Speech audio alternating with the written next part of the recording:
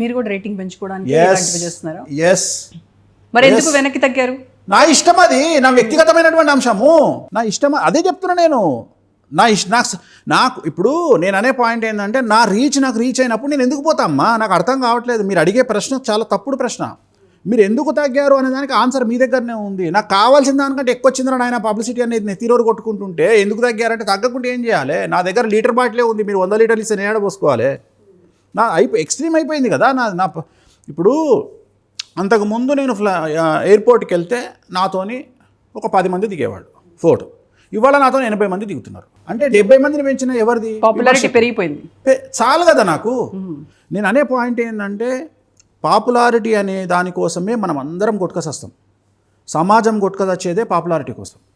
So వేణుస్వామికి demand ఎందుకు ఉంది అంటే, ఒక ఛానల్కు అరగంటకు 2.5 లక్షల స్లాట్ తీసుకుంటుంది, ఒక ఛానల్ 2.5 తీసుకుంటుంది. అది ఆ స్టాండర్డ్స్ని బట్టి తీసుకుంటుంది. అట్లనే వేణుస్వామికి ఈ స్టాండర్డ్ ఉంది. అట్లనే వేణుస్వామికి ఎక్స్ట్రీమ్ ప్రచారం జరిగింది. ప్రచారం జరిగిన తర్వాత కూడా నేను ఇంకా కంటిన్యూ చేయాలి అనే అవసరం నాకు లేదు. రెండవది, వేణుస్వామి సెలబ్రిటీ కాకముందు సెలబ్రిటీల గురించి మాట్లాడండి, వేణుస్వామి సెలబ్రిటీ అయినాక సెలబ్రిటీల గురించి ఆపేసిండు. అంతే సింపుల్. అంతే. ఇంకా దీంట్లో ఇంకా ఎందుకు చెప్పలేదు అంటే గమ్మతే ఉంది. ఇప్పుడు ఒక మనిషి ఒక టార్గెట్ సీఎం అయిన తర్వాత సీఎం దగ్గర ఆగిపోతాం. నువ్వు ప్రధానమంత్రి ఎందుకు కాలేదు అని అడుగుతాం.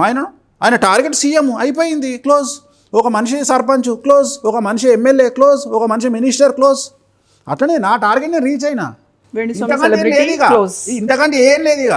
ఇంతకంటే ఇక నన్ను ప్రచారం చేసే స్థాయి సోషల్ మీడియాకు కూడా లేదు ఇక. నన్ను అంటే మ్యాక్సిమం నేను అనే పాయింట్ ఏంటంటే, జనాలకు అవకాశం ఇవ్వకుండా నా బట్టలు నేను ఇప్పుకుంటా జనరల్గా.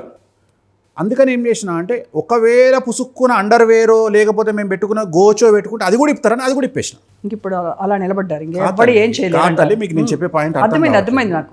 సో నా బట్టలు ఇప్పడానికి ఏమీ లేవు. గోచి కూడా ఇప్పేసిన అని చెప్తున్నా.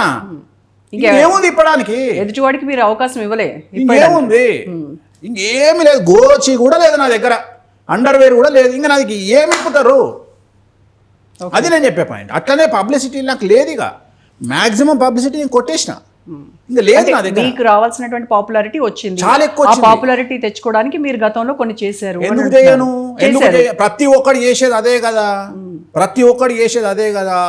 సోషల్ మీడియాలో కన్విన్స్ నేను అవ్వడంగా కన్ఫెస్ అయ్యారు మీరు, నేను చేశాను అని చెప్తున్నారు. మీరు బరాబర్ చేస్తాను. ఎందుకు చేయను?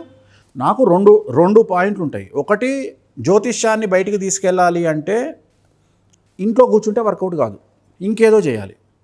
చేసిన. అట్లనే నన్ను నేను ప్రమోట్ చేసుకోవడానికి ఏదో చేయాలి, అదేదో చేసిన, అయిపోయింది. సో ఈ ప్రపంచానికి, ఈ ధర్మంలో, ఈ కలియుగంలో ఎవడి జీవితానికి వాడే సీఈఓ, ఎవడి జీవితానికి వాడే ప్రమోటర్. సో మనల్ని మనమే పబ్లిసిటీకి తీసుకోవాలి. మన ఇమేజ్ను మనమే పెంచుకోవాలి. ఆఫ్ కోర్స్ తిట్టేవాడు ఉంటాడు,